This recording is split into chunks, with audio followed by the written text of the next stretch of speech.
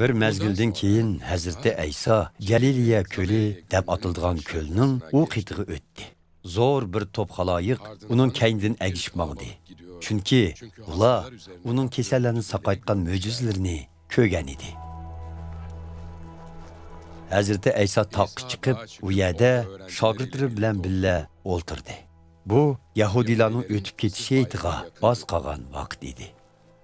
Hazreti İsa beshini ko'tarib, zo'r bir top xaloyiqning o'zining oldiga kelayotganligini ko'rib, Filipdan shuncha ko'p odamni to'ydig'idek nonni nadin topamiz deb so'radi. Hazreti İsa bu so'zni uni sinash uchun aytgan edi. Amaliyotda qanday qilishni o'zi biladi. Filip javoban: "Hammanglarning bir burdudan non yeyishi uchun 20 yillik kirimi yetmaydi" dedi. Shogirdlardan yana biri: "Bu yerda bir kichik bola bo'lib, uningda 5 arpa non bilan 2 beliq bor. Lekin bunchavala odam uchun bu nimaga yetsin?" dedi. "Ko'pchilikni o'tirg'izinglar" dedi Hazreti İsa. U yer keng ketgan chimanzorlik edi. Xaloyiqning hammasi o'ltirdi. U yerdagi erlarning sonila 5000 bor edi. Hazreti İsa nonlarni qo'liga ilib, Xudoga shukr etgandan keyin o'tirganlarga bo'lib berdi.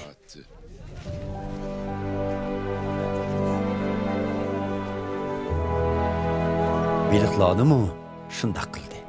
Ko'pchilik xolgancha yedi. Hammanglar yeb to'yganda Hazreti İsa shogirdlariga: "Yeshib qolganini yig'inglar, hech narsa zoyi bo'lmasin" dedi.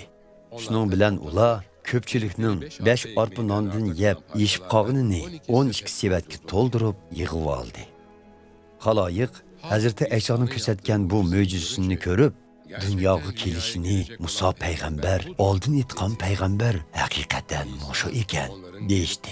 Hazreti İsa ularning o'zini İsroillarning podshoyi bo'lishga majburlaydiganligini bilib, ulardan ayrilib, qaytadan taqqa talha chiqib ketdi.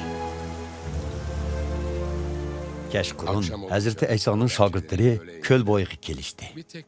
Gerçi qorong'i tushib ketgan bo'lsa-mu, Hazreti İsa texcha ularning yeniga kelmagan edi. Shuning bilan ular bir kemiga o'ltirib, ko'lning u qetidagi Kapernaum shahriga qarab yo'l elishdi. Qattiq bo'ron chiqib, ko'lda to'lqin ko'tarilyotdi.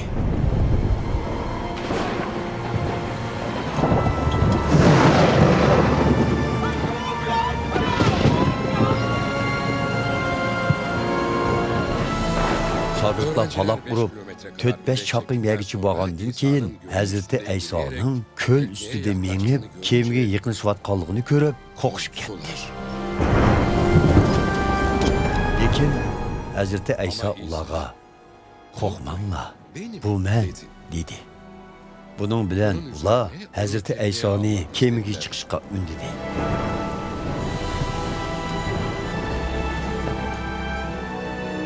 U kemiga chiqqandan keyin ular bormoqchi bo'lgan yeriga berib qoldi.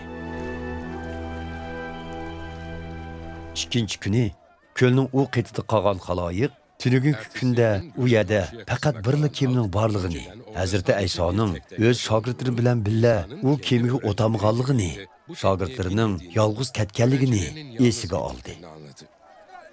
Bir necha kema Hazreti İsa duo qilib, xaloyiqqa non taqtibaga yerga yaqin kelib to'xtadi.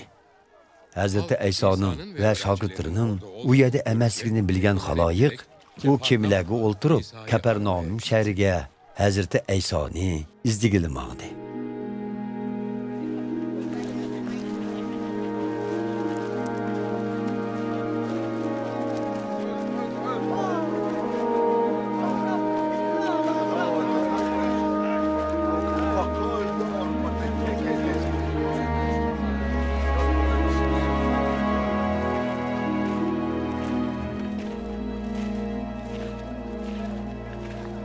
Xaloyiq uni ko'lning u qetida topgandan keyin: "Ustoz, bu yerga qachon keldingiz?" deb so'rashdi.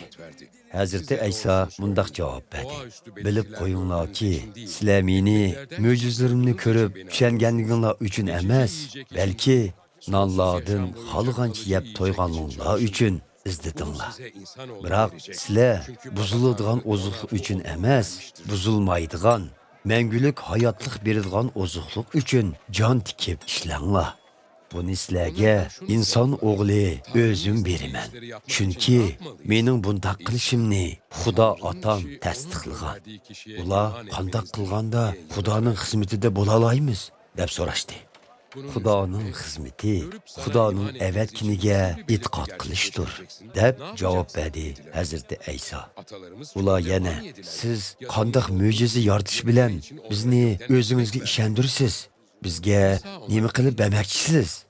Ajdodlarimiz cho'lda yurganda manna deb atalgan non yegan. Bu vaqtda Zaburda u ularga arshdan tushirilgan non taqdim qildi deyilgan. Siz bizga nima taqdim qilmoqchisiz? deyishdi. Biroq Hazrati Ayso ularga mundaq dedi.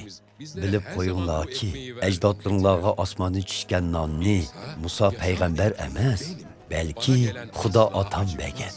Mana hozir sizlarga osmondan tushgan haqiqiy nonni Xudo otam beryotidi.